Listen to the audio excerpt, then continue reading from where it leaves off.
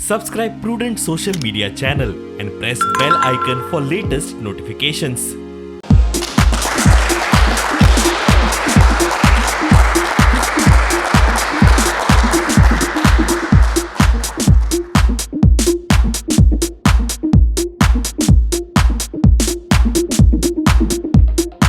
Today we are launching the new MG ZS EV.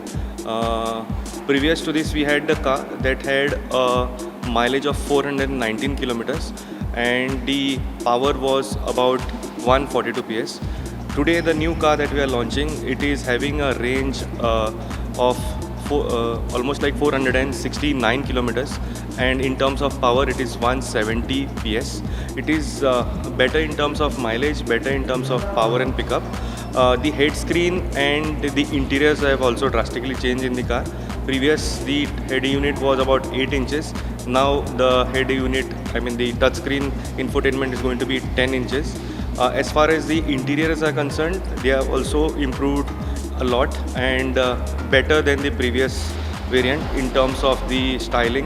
The vehicle exterior looks also have been changed. If you see the grille, the lights, the mag wheel, the entire body line, if you see, is refreshed and has a stunning look.